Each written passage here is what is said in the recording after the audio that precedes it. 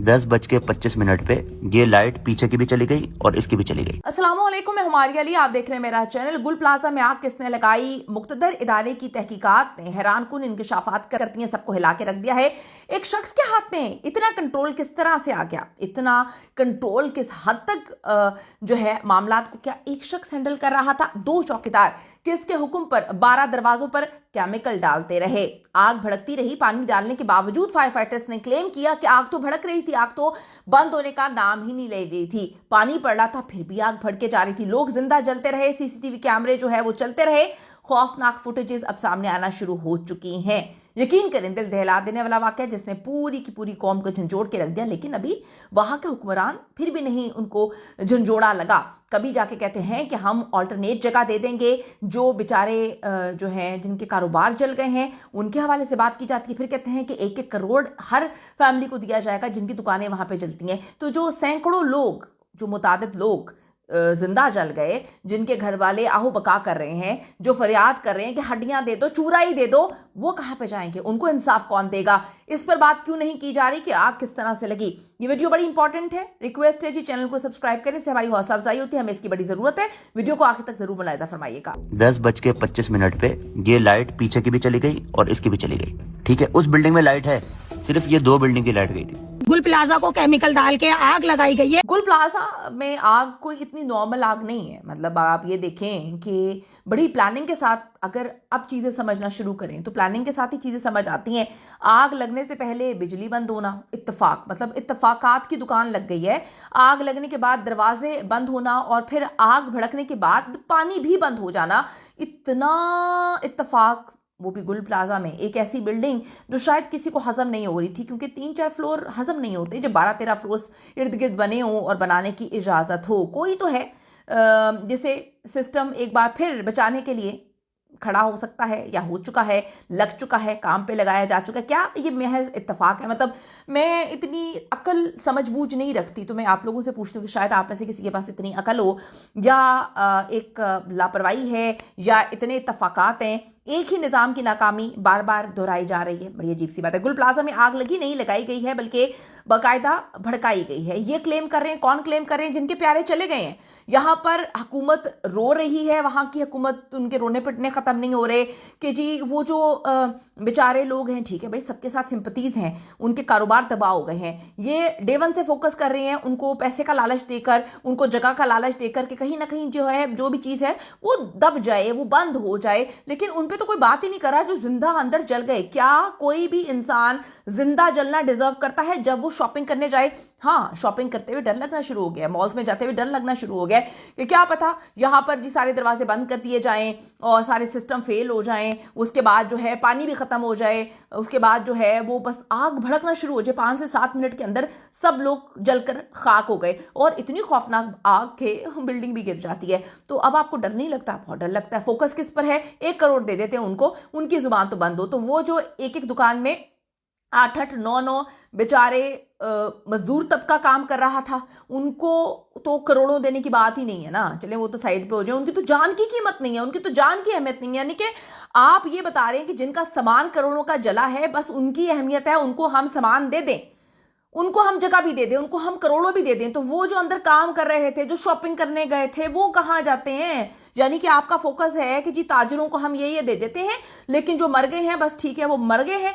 जो जिंदा जल गए हैं उस पर कोई इंक्वायरी नहीं, कोई तहकीकात नहीं, क्या हुआ क्या नहीं हुआ। अजीब कहानी है भाई, मेरी तो समझ से बालातर है। गुल प्लाजा में आग लगी नहीं, लोग कहते हैं लगाई गई, बल्कि बाकायदा भड़काई गई है। दावे वीडियो सबूतों के साथ जो है अब लोग कर रहे हैं। ये एक खौफनाक सूरत हाल है कि कराची में रहने वालों के लिए मुश्किल हो रही है हर चीज़।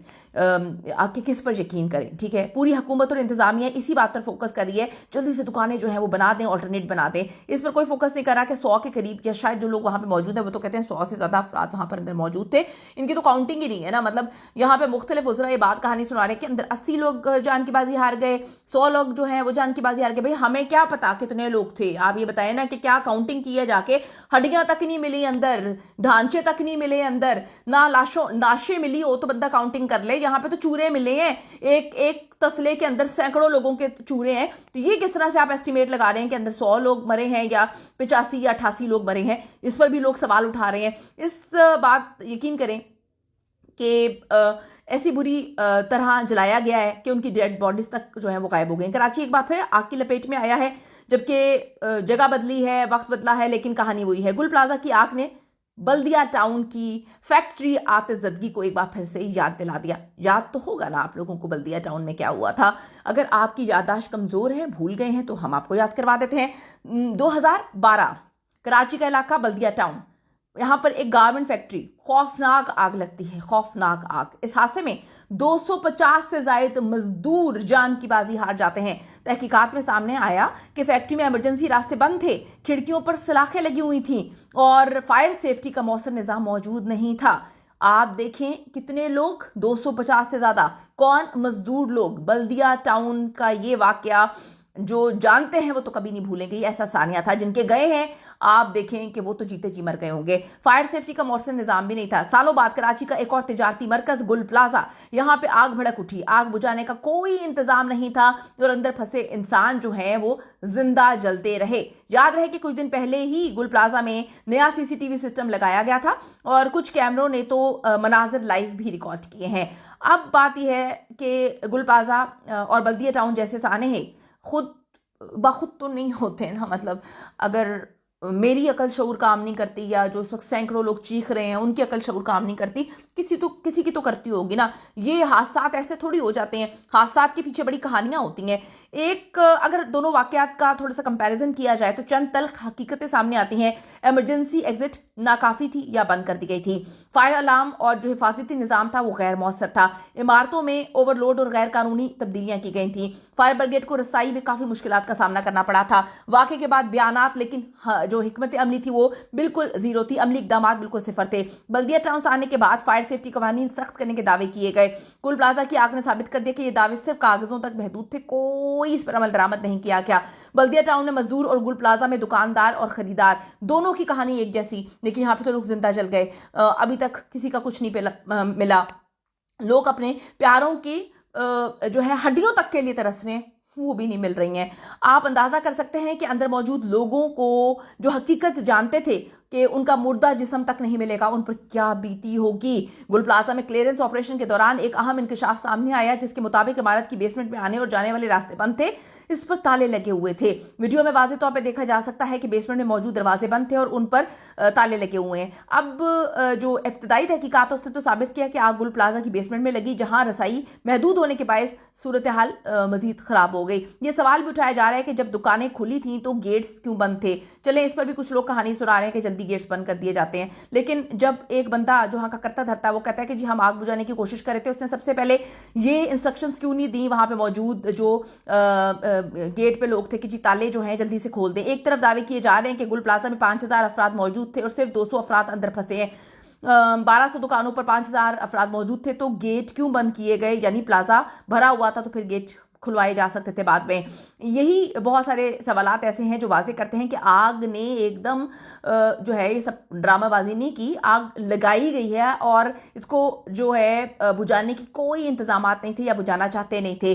कोई सीरियस कोशिश नहीं की गई। जो लोग वहाँ पर मौजूद थे, सबसे पहले जब अंदर मौजूद अफराद जलकर राख हो गए तो सबको होश आया, या फिर उसी वक्त होश आना था, यही लिखा गया था। गुल प्लाजा में आग लगने से 10 मिनट पहले बिजली क्यों बंद की गई? क्यों बंद की गई थी बिजली? किसके लिए? 5000 अफराद की मौजूदगी में गेट्स क्यों बंद किए गए थे सारे? और जब एक बंदा जाके कहता है कि मैं आग बुझाने की कोशिश कर रहा था, मैं वहां पर सब कुछ कर रहा था, तो फिर उसने इंस्ट्रक्शंस क्यों नहीं दी कि अब गेट खोल दो? तकरीबन तमाम दरवाजों पर इकट्ठे आग कैसे लगी हुई थी? बड़ी अजीब सी बात है। अक्सर दरवाजों पर ताले किसने लगाए थे? आपने या मैंने तो नहीं लगाए होंगे, डेफिनेटली प्लानिंग के थ्रू लगाए गए थे। 100 से ज्यादा इंसान जलकर राख हो गए और यहाँ हुकूमत और इंतजामिया दुकानदारों को जो है ऑल्टरनेट जगह और 1 करोड़ देने की कहानी सुनाकर अवाम को जो है वो ठेंगा दिखा रही है और इनको कहीं और शिफ्ट करने की पड़ी हुई है। अपनी कीमती राय जरूर दीजिएगा। मुझे तो चीजें समझ नहीं आ रही, अगर आपको समझ आ रही है तो हम सबको मिलकर जरूर समझाइएगा। See you in the next video.